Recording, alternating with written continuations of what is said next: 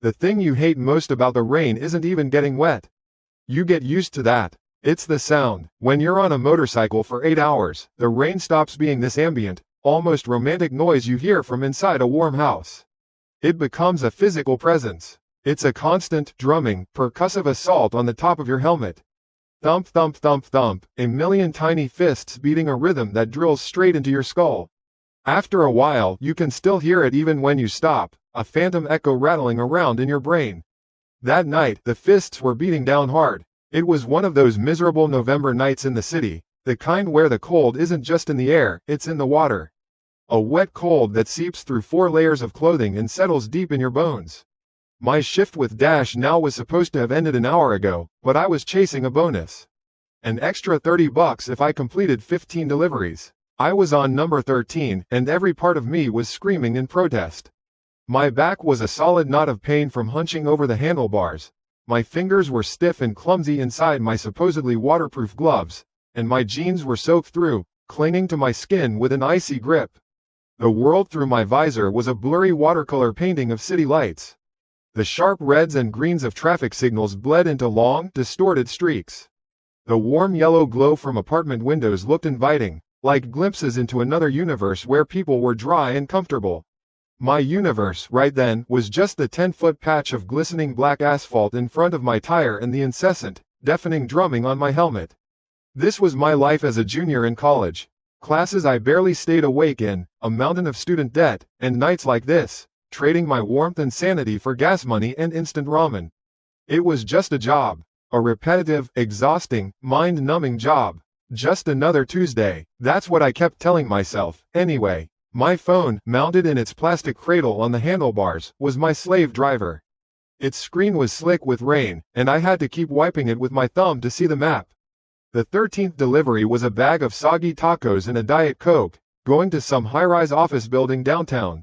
The kind with a lobby that's fancier than my entire apartment. I pulled up, killed the engine, and the sudden silence was almost as jarring as the rain. For a moment, all I could hear was the hiss of my tires on the wet pavement and the distant wail of a siren. I swung my leg over the bike, my muscles groaning. The doorman, a stern-looking guy in a crisp uniform, gave me a look that perfectly communicated I was a lower life form. He didn't have to say anything. I just pointed at the insulated bag. Dash now for a Sarah K, I mumbled, my voice hoarse. He nodded towards a sterile-looking bench. Leave it there. She'll be down. I didn't wait. The whole transaction was as impersonal as an ATM withdrawal. I dropped the crinkling paper bag, its bottom already dark with grease, and walked back out into the rain. Fired up the bike. The drumming started again. Thump thump thump. 14 down, 1 to go. No, wait. 13, 2 to go. A wave of despair, so potent it was almost comical, washed over me. The next ping came almost immediately. A good sign. The faster they came, the faster I could be done. This one was close. A couple of milkshakes from a 24-hour diner. The destination was a block of student apartments not far from my own campus. I knew the building. I'd probably delivered there a dozen times. Picking up the milkshakes was the usual routine. The diner smelled of old coffee and frying onions. A couple of cops sat at the counter, nursing mugs and staring into the middle distance. The girl behind the counter, who looked about my age and just as tired, slid the plastic cups into a carrier without a word. I secured them in my delivery bag, trying my best to wedge them in so they wouldn't tip over. Spilled milkshakes were the worst. The sticky mess gets into every crevice of the bag and smells like sour milk for weeks. Back on the bike, back into the storm, thump thump thump. As I pulled up to the apartment building, I could hear the faint thud of bass-heavy music coming from a third-floor window. Laughter spilled out when someone opened a door in the hallway. For a second, I just sat there on my bike, engine idling, listening. It was a snapshot of the college life I was supposed to be having. Parties, friends, not a care in the world. My college life was this bike, this rain, and the constant, nagging anxiety about making rent. The feeling wasn't jealousy, not exactly. It was more like a deep, weary sense of detachment, as if I were watching a movie about someone else's life. I delivered the milkshakes to a guy who reeked of cheap beer and vape smoke. He snatched the carrier from my hand, grunted a thanks, and slammed the door. I didn't even see his face, just a flash of a backwards baseball cap. Standard procedure. I got back on my bike, my whole body starting to shiver uncontrollably now. The $30 bonus felt like a distant, impossible dream. I was so close to just calling it a night, to just going offline and heading home. To hell with the money. I just wanted a hot shower. I wanted to feel my own toes again. I fumbled with my phone, my cold numbed finger hovering over the end dash button. So close. Ping. There it was. The 15th order. The last one. A surge of adrenaline, or maybe just pure relief, cut through the fatigue. This was it. The final hurdle. I accepted it without even really looking, my movements automatic. One more ride, and I was free. I could go home, peel off these wet clothes like a second skin, and collapse into bed. The thought was so powerful, so blissful, that I almost smiled. The app finished loading the details. My brief flicker of joy died instantly. I stared at the address on the screen, wiping away the raindrops that kept obscuring it. It wasn't the address itself that was the problem, but the location on the map. The GPS pin was dropped at the very end of a street I'd never even heard of, Blackwood Alley. It was in the old industrial district, a part of the city that had been largely abandoned for a decade. Warehouses with broken windows, rusted chain-link fences, and stories about squatters and drug deals. It was the kind of place you avoided even in broad daylight. And the pin wasn't just on the street. It was at the dead end of a tiny, narrow offshoot. A literal dead-end alley. You've got to be kidding me, I said out loud, my voice swallowed by the rain. Every instinct I had screamed at me to unassign the order. We were allowed to do that, though the app penalized you for it. But this was the last one. The final boss. The $30 bonus. $30 was half a tank of gas and a week's worth of groceries. The responsible, debt-ridden student in me warred with the part of my brain that was screaming danger. I zoomed in on the map. The alley looked like a dark, jagged crack leading off the main, poorly lit street. There were no other buildings marked nearby. Just one solitary pin at the very, very end. Who orders food to a place like that? At almost 1 in the morning? In a storm? Maybe it's a mistake, I thought. A GPS glitch. Maybe the customer is in one of the warehouses nearby and just put the pin in wrong. It happened sometimes. I could call when I got there. The rationalizations felt weak, even to me. A cold dread, entirely different from the chill of the rain, started to creep up my spine. It was a low, quiet hum of wrongness. For the last several hours, my world had been defined by a predictable, if miserable, routine. An exchange of goods for money. A simple, understandable loop. Go here, get food. Go there, drop it off. Repeat. This felt different. This felt like a break in the pattern. A random variable thrown into a stable equation. But then I thought of the $30. I thought of my empty fridge. I thought of the bone-deep exhaustion and the singular, burning desire to just be done. Fine. I'll do it. I'll just be quick. Drive in, drop it off, drive out. 5 minutes, tops. I revved the engine, the sound a little louder than necessary, as if to chase away the unease that was now coiling in my stomach. I took a deep breath, the air thick with the smell of wet pavement and decay, and turned the bike towards the part of town I always made a point to avoid. The drumming on my helmet seemed to mock me now, a frantic, urgent beat counting down to something I didn't understand. The last order of the night. It felt less like an end and more like a beginning. The streetlights on the main road sputtered out one by one as I drove deeper into the industrial district. It was like the city itself was giving up on this part of town. The buildings changed from brick apartments to huge, corrugated metal warehouses, their sides stained with rust that ran down in long, orange tiers. Most of the windows were just dark, gaping holes, shattered years ago. I passed a chain-link fence that was bent and peeled back from its posts, leading into a yard of weeds and rusted-out oil drums.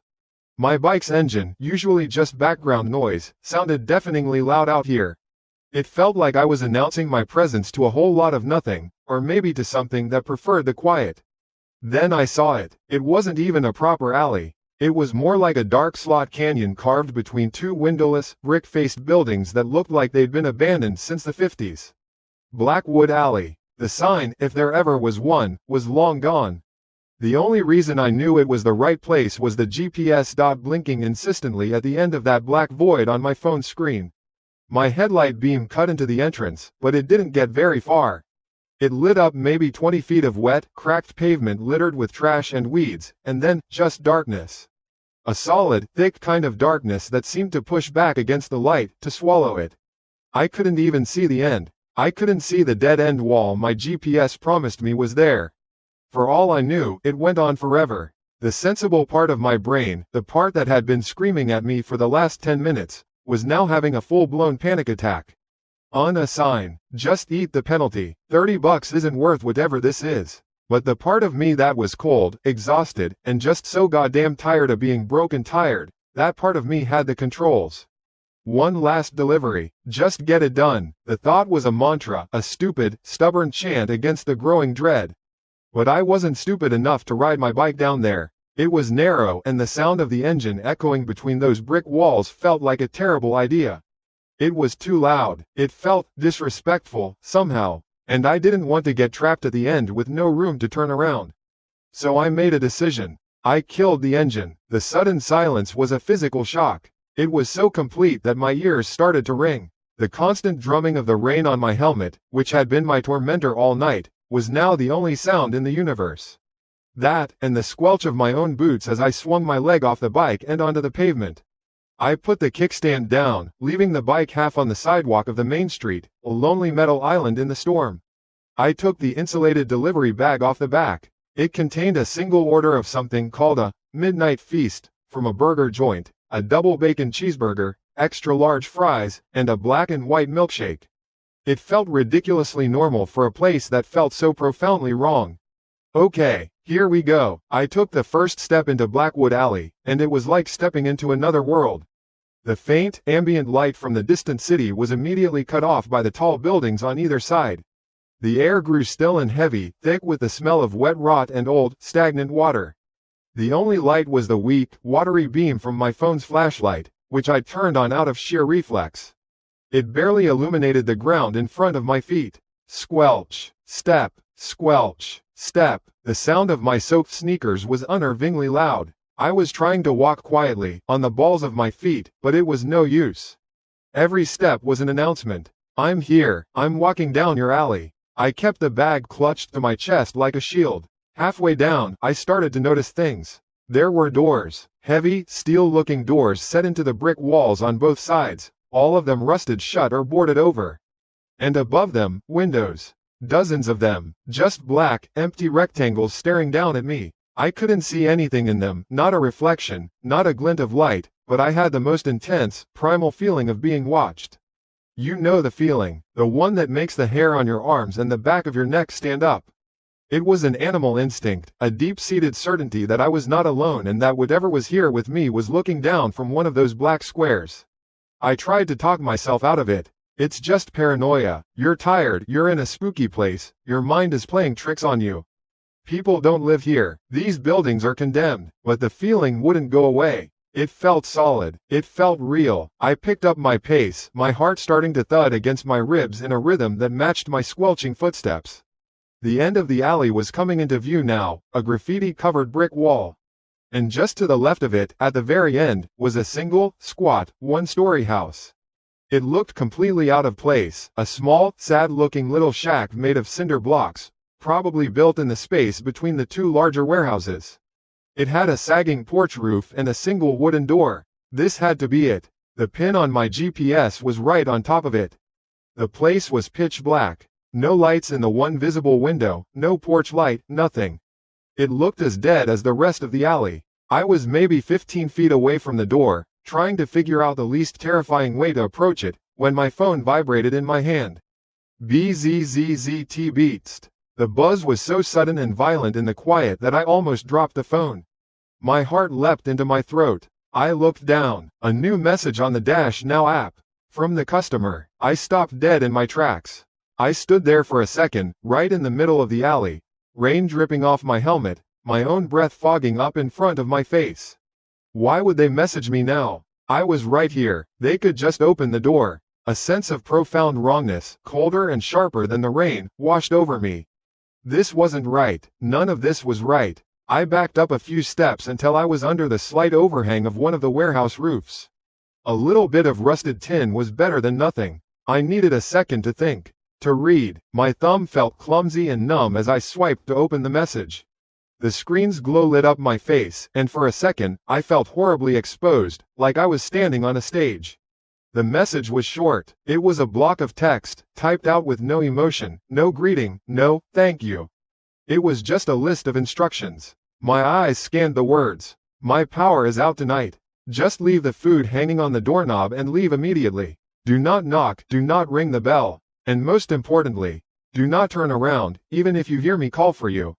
I read it once, then I read it again, and a third time. The words just didn't seem to make sense, but at the same time, they made a terrifying kind of sense I didn't want to acknowledge.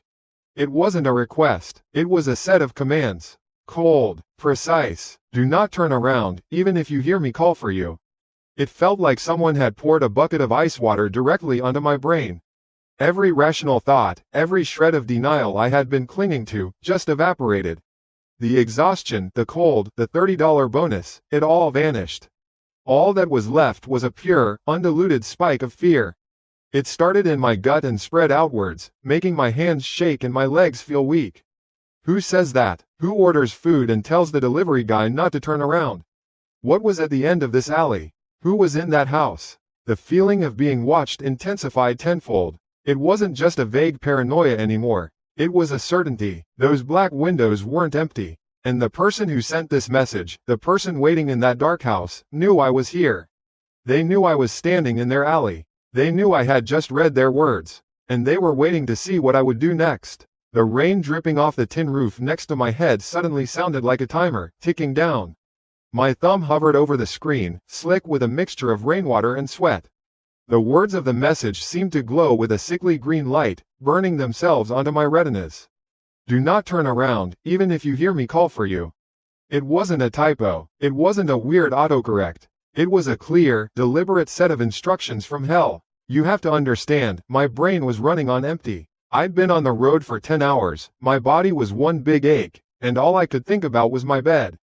But this woke me up. It was like a jolt of pure adrenaline straight to the heart, bypassing every other tired, overworked part of my system. Every alarm bell that had been ringing faintly in the back of my mind for the last 20 minutes was now screaming at full volume. My first thought, my very first instinct, was to run. Just turn around, walk, no, sprint, back to my bike, and get the hell out of there. Forget the delivery, forget the money, some things just aren't worth it. I even started to back away, one slow, squelching step at a time, my eyes still locked on that dark, silent little house at the end of the alley. It just sat there, a black hole in the fabric of the night. It didn't look like a house. It looked like a trap. But then, the other part of my brain kicked in. The part that pays the bills. The part that knew I was already behind on rent, that my car insurance was due, and that the $30 bonus on this delivery was the difference between eating instant ramen for the next week or maybe, just maybe, getting some actual groceries.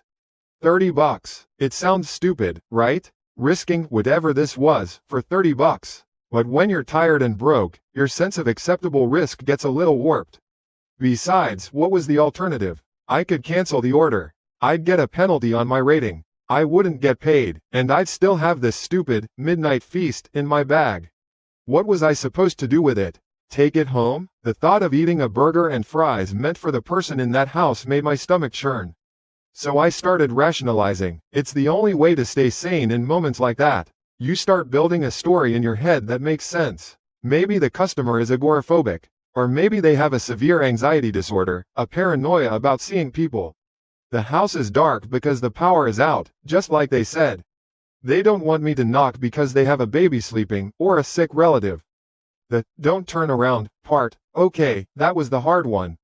Maybe it was a religious thing? Some obscure belief I'd never heard of? Or maybe it was just a prank. Some dumb kid trying to scare the delivery guy. That last one felt the most plausible. It had to be just some teenager who gets his kicks sending creepy messages. He's probably in there right now, watching me through the window, trying not to laugh.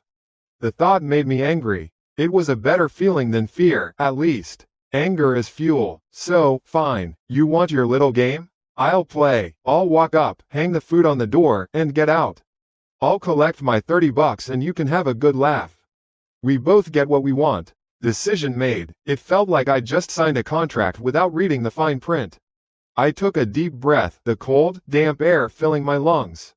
It tasted of mold and wet concrete. Okay, let's do this. I started walking again, forcing my legs to move one in front of the other. The 15 feet to that front door felt like a mile. Every step was an effort. The house didn't get any less intimidating up close. It was worse. It was a cinder block shack, really, with paint that had been peeling for so long that the raw, gray block was showing through in leprous patches. A single window, dark and blank as a dead man's eye, stared out from beside the door. There was no sign of life. No sound, not even the hint of a shadow moving behind the glass. The silence coming from it was heavier, more profound, than the silence of the rest of the alley. It was an active, listening kind of silence. My heart was a frantic drum against my ribs. Come on, come on, come on. Just drop the food and go. I reached the sagging wooden porch. It was just 2 steps up. I put my foot on the first one and the old wood groaned under my weight, the sound echoing in the stillness. I froze, waiting. Nothing. I took the second step and was there, standing directly in front of the door. It was a cheap, plain wooden door, stained a dark brown. The doorknob was old-fashioned, made of brass that had long since tarnished to a murky, greenish black. I fumbled with the delivery bag, the plastic crinkling loudly. My hands were shaking so badly I could barely get a grip on the handles.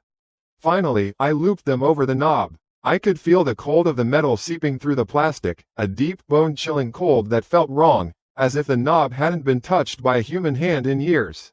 The bag of food hung there, looking absurdly out of place. A double bacon cheeseburger for a tomb. Okay, job done. Time for the most important part of the instructions. Get out and don't look back. I turned around, slowly, deliberately. My whole body was coiled as tight as a spring. I didn't run. The message didn't say to run, it said to leave. Running felt like panic. Running felt like admitting I was scared, and I didn't want to give the little prick inside the satisfaction. I just started walking, my steps measured, my breathing held tight in my chest. 1 step. The wet cement squelched under my boot. 2 steps. Rain dripped from my helmet onto the back of my neck. 3 steps. Click. It wasn't loud, it was tiny, a small, dry, metallic sound, but in that suffocating silence, it was as loud as a gunshot. It came from directly behind me. From the door, it was the unmistakable sound of a deadbolt latch being slid open from the inside. I stopped dead, every muscle in my body locked up. My blood turned to ice water. No, I didn't hear that. It was the house settling. It was a rat in the walls. It was my overtired, paranoid brain manufacturing sounds that weren't there. It had to be. I stood there for what felt like an eternity, my back to the door, every nerve ending screaming.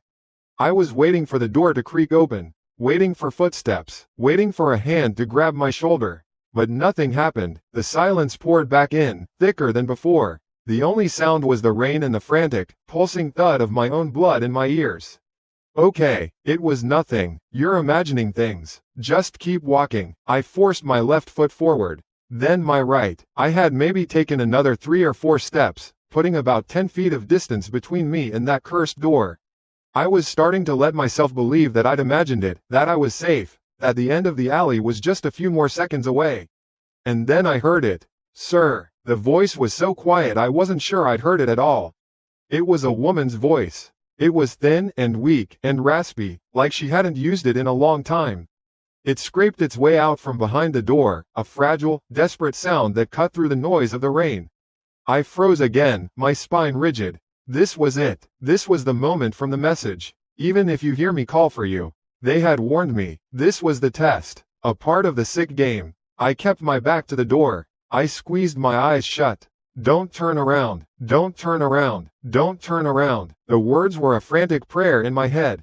Just keep walking. It's not real. But then the voice came again, a little louder this time, trembling with what sounded like genuine distress.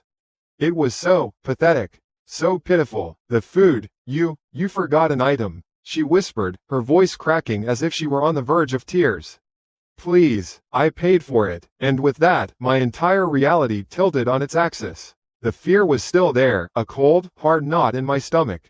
But now, it was mixed with something else. Confusion, and a horrible, gut-wrenching pity. This didn't sound like a prank. This wasn't a monster. This wasn't a threat. This was the voice of a woman who sounded weak and scared and maybe, just maybe, hungry. What if the message was a lie? What if some abusive husband or captor had sent it, and this woman was trying to get help? What if she just, genuinely needed her food? The thought was horrific. The idea that I was abandoning someone in actual trouble, it made me feel sick. The story I'd built in my head, the one about the teenage prankster, crumbled into dust. Something else was happening here. Something far worse than a game. I stood there, paralyzed in the middle of that dark, wet alley. The rain continued to fall, plastering my jacket to my skin, but I didn't feel it. All I could feel was the weight of that woman's voice. It hung in the air behind me, a hook baited with my own conscience. Turn around, and you break the one rule that was supposed to keep you safe. Walk away, and you might be leaving a human being to suffer. What do you do? What in God's name are you supposed to do? My feet felt like they were nailed to the wet cement. Turn around, be a hero, maybe save someone. Walk away, obey the weird-ass message, save myself. You'd think the choice would be obvious, but it wasn't. Because in that moment, the voice didn't sound like a monster. It didn't sound like a trick. It sounded like my grandmother when she'd fallen and couldn't get up. It was fragile, it was human, and my brain, the stupid, bleeding heart part of my brain, started spinning a whole new story. Forget the prankster kid. What if this was real? What if that message wasn't from her at all? Maybe she lives with some abusive son, some monster who controls everything. He starves her, keeps her locked up in the dark. He sent the message to make sure I wouldn't interact, wouldn't see anything I wasn't supposed to. And this was her one, tiny, desperate chance. A whisper into the night. You forgot an item. It wasn't about the food. It was a code. It was a plea. Help me. The thought made me sick. Sicker than the fear did. The idea of me just walking away, leaving this poor woman to whatever fate awaited her behind that door. I couldn't stomach it. I'd be thinking about it for the rest of my life. Every time I saw an old lady, every time I heard a story on the news. I'd be the guy who had a chance to do something and just walked away. For $30. So, okay, let's think this through. Be smart about it. I wasn't going to be a hero, not really. I wasn't going to kick the door in. But I could turn around. I could just say, "Ma'am, I'm sorry, what was missing? Let me check the receipt for you." Just a simple, normal interaction. I could shine my phone light towards the door, get a look at her, see if she looked like she was in trouble. If she did, I'd make an excuse, get back to my bike, and call 911. Simple, safe, the right thing to do. It felt right. It felt like the only decent human choice to make. My body started to unclench. My shoulders, which had been up around my ears, began to lower. I took a slow breath, getting ready to turn, to put on my best customer service voice. But then, another voice, this one inside my own head, screamed at me. It was the memory of the message on the screen, the letters glowing in the dark. Don't turn around. It wasn't a suggestion, it was a command, it was a warning, the kind of warning you get right before you step on a landmine. You ignore it, you're just a red mist. Why would they write that? Why that specific, bizarre instruction? If it was an abuser, wouldn't he just say, "Leave the food and go"? Why add the theatrical, terrifying flourish? Don't turn around, even if you hear me call for you. That wasn't about hiding abuse. That was about setting a trap. That was psychological. It was a game, and I was the mouse. My gut, the primal, animal part of me that doesn't care about being a good person and only cares about breathing for another 5 minutes, was screaming.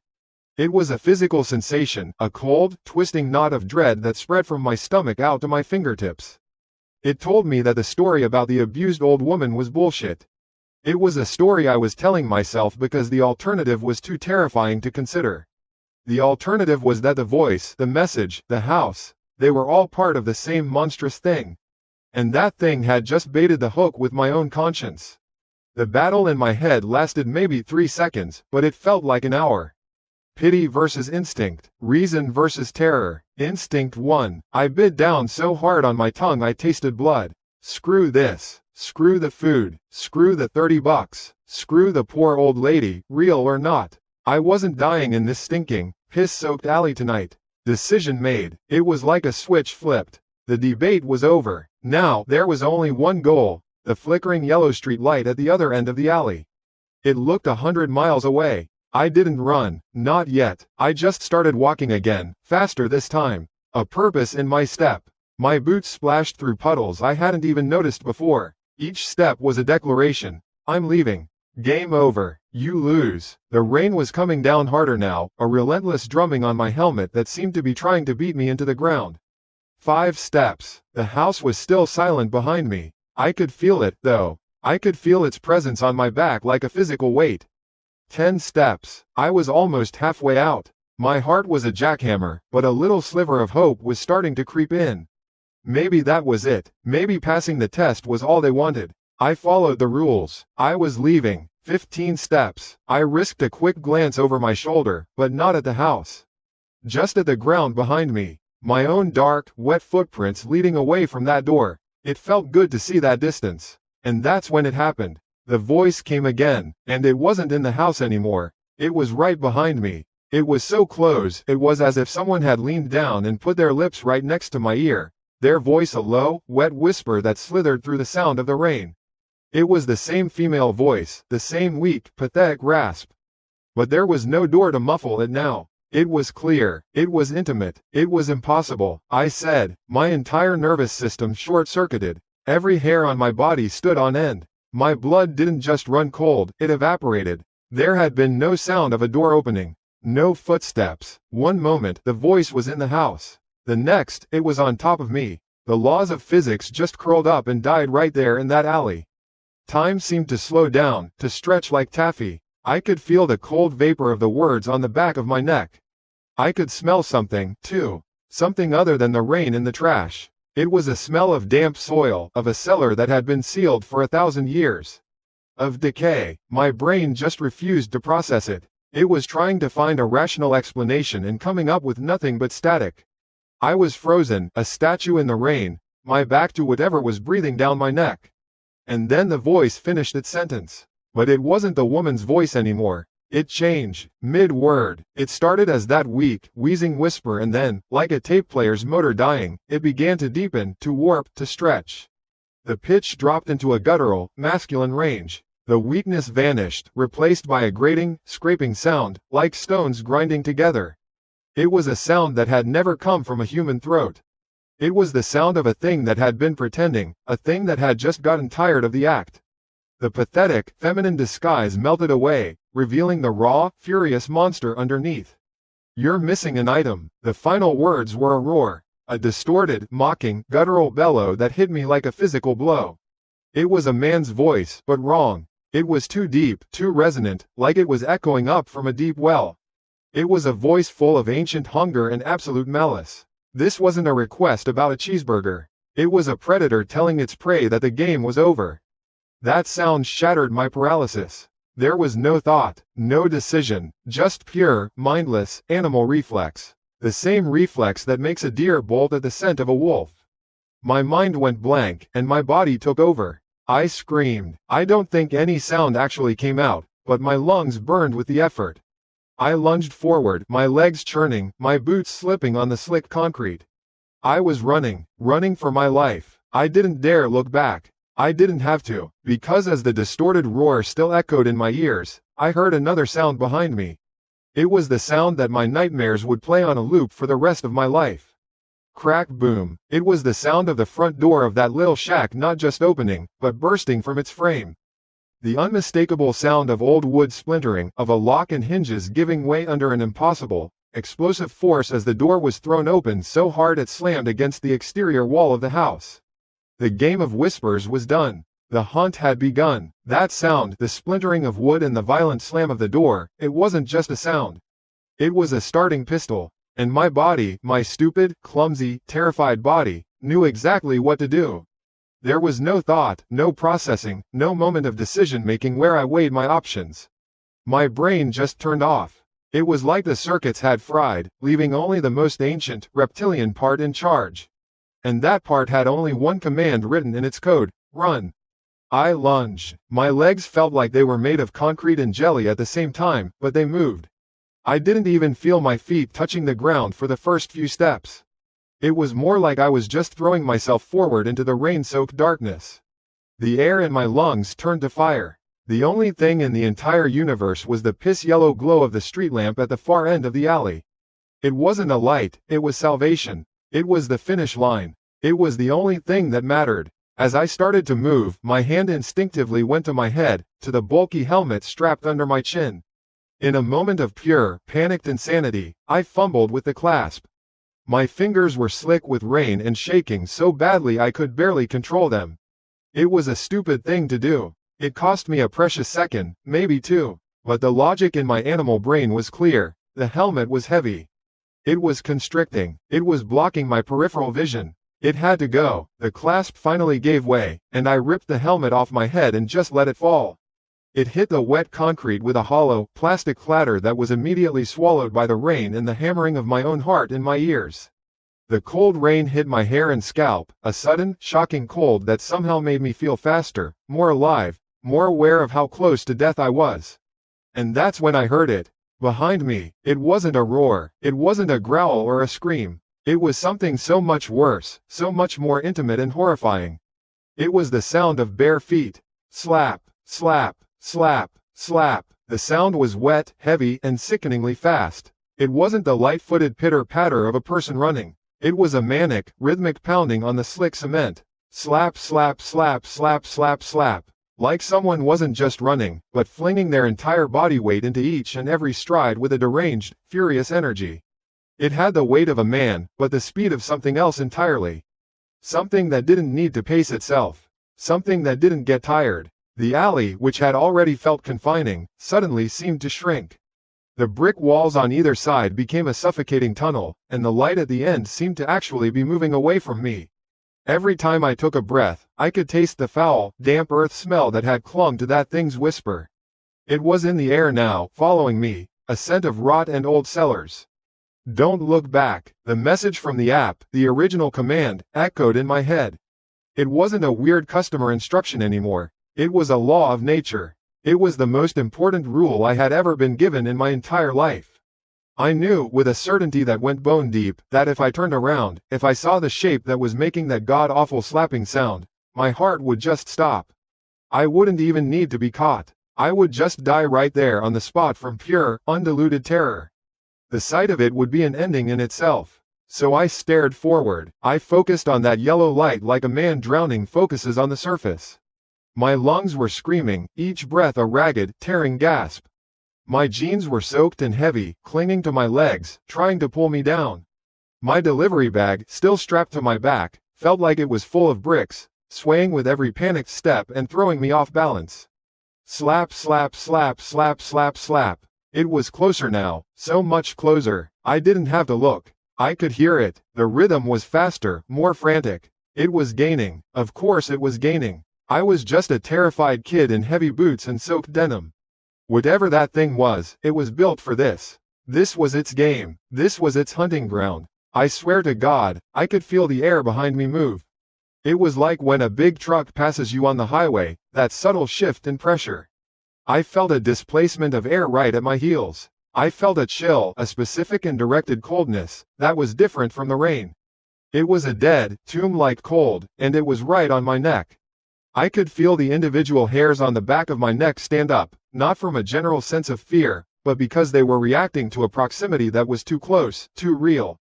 It felt like a hand. It felt like a cold, bony hand was reaching, its fingers just a centimeter from the collar of my jacket.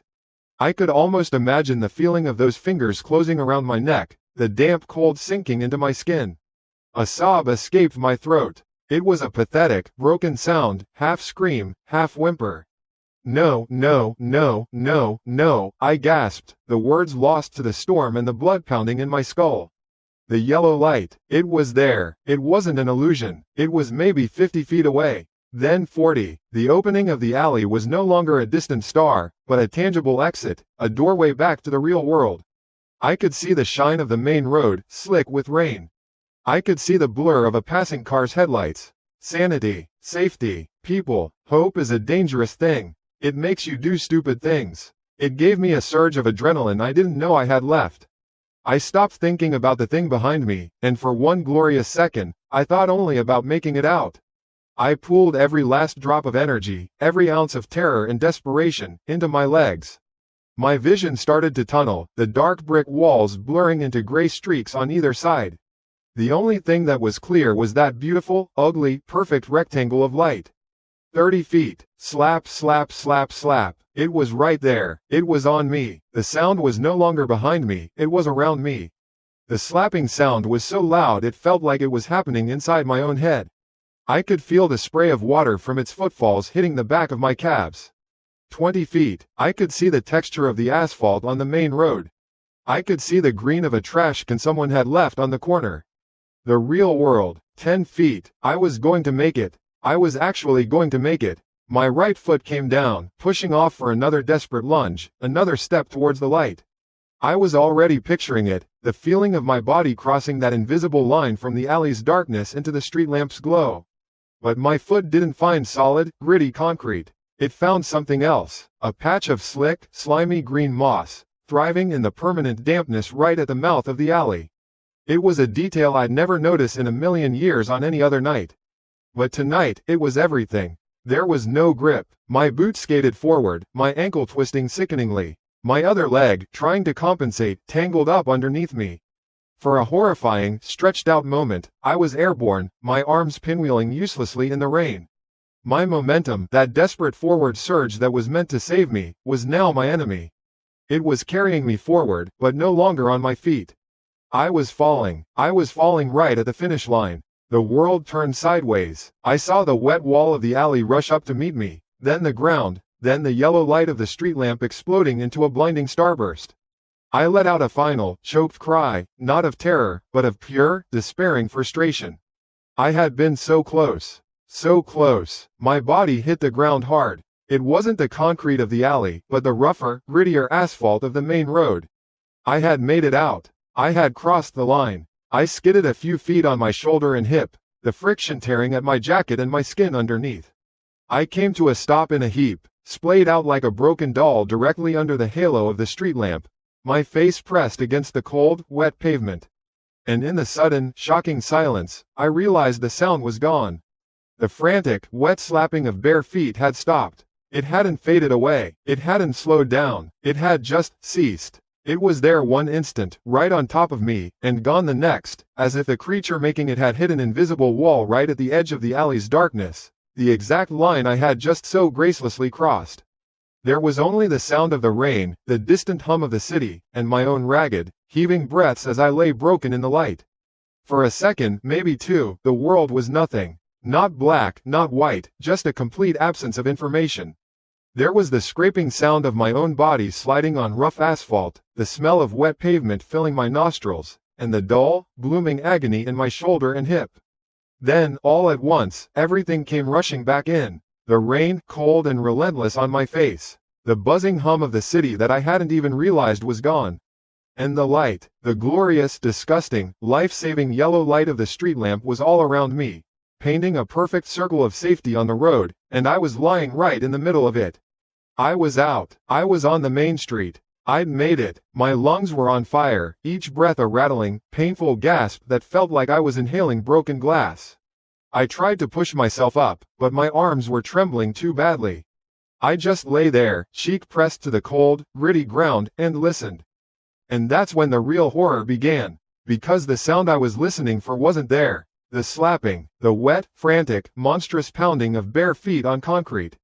It hadn't faded out, it hadn't slowed to a walk as its owner gave up the chase. It had just stopped. It was there 1 millisecond, right at my heels, close enough to feel, and the next millisecond, it was gone. Vanished, as if the thing making it had slammed into an invisible, soundproof wall the exact moment I crossed from the alley's shadow into the lamplight. The silence it left behind was louder than any scream. It was a suffocating, unnatural void. There should have been an echo. There should have been the sound of retreating footsteps. There was nothing, just the gentle, steady drumming of the rain. I don't know how long I lay there, long enough for the initial burst of adrenaline to curdle into a sick, shaky dread. Don't look back. The original command, the one from the app, was still screaming in my head. It was the only reason I was still alive, I knew that much. But now I had to. I had to know. Not knowing was somehow worse. Slowly, fighting every primal instinct screaming at me to keep my eyes fixed on the lighted street, I turned my head. My neck muscles protested, tight and sore. My heart hammered against my ribs like a trapped bird. I pushed myself up onto one elbow, the torn fabric of my jacket grinding against the pavement, and I looked. The alley was just an alley, a dark, narrow slash between two old brick buildings. It was empty. The helmet I'd ripped off my head lay on its side about halfway down, a sad, hollow-looking thing. Beyond it, there was only darkness. A deep, impenetrable black that seemed to drink the very light and sound from the world. There was no movement, no shadow, no sign that anything, man or beast, had just chased me out of there with murderous intent. It was silent, still, like a tomb. The sight of that absolute emptiness, where seconds before there had been a living nightmare, was more terrifying than seeing the creature itself would have been. It meant that it was still there, hiding, waiting, just beyond the light. Hey, man, you alright? A voice cut through my trance. It was real, it was human. I flinched so hard I almost fell flat again. Two guys were jogging towards me from under the awning of a closed laundromat across the street. One was a burly dude in a security guard uniform, the other was younger, holding a half-smoked cigarette that was quickly getting drenched. "Jesus, kid, that was some fall," the security guard said, reaching me first. He put a hand on my good shoulder. "You okay? Did you get hit by a car?" I couldn't answer. My mouth opened and closed, but all that came out was a pathetic, gasping sound. My whole body was shaking now, a violent, uncontrollable tremor. I just pointed. My finger, trembling, was aimed straight into the black maw of the alley. "What's up? Someone jump you?" the younger guy asked, peering past me into the darkness. He took a hesitant step towards the alley's mouth. "Hello? Anyone in there?" No. The word finally ripped itself out of my throat, raw and hoarse. Don't go in there." They both looked at me, then back at the alley, then back at me. I must have looked insane. Soaked to the bone, scraped up, eyes wide with a terror they couldn't see the source of. There's nothing there, man," the kid said, sounding more confused than scared. "I know," I whispered. The security guard, to his credit, seemed to understand that something was seriously wrong. He helped me to my feet. My legs felt like jelly, and I had to lean on him heavily. He looked at my torn jacket, the blood on my hands from the fall. "Look, we should call the cops. Or an ambulance. You're hurt pretty bad." "No," I said, shaking my head frantically. "No cops. No ambulance. I have to go home. Please, I just have to go home." I didn't want to talk to anyone. I didn't want to explain what I couldn't understand myself. How do you tell a cop you were chased by a sound? That the monster was a set of instructions on a delivery app? They'd think I was on drugs. They'd take me to a psych ward. They helped me find my bike, which I dropped in my panicked flight for the alley. The delivery bag was still strapped to my back, a dead weight. The food inside was probably a complete loss. I didn't care. I fumbled with my keys, my hands shaking too much to get the key in the ignition. The security guard, a guy named Marcus, he told me, took them and started the bike for me.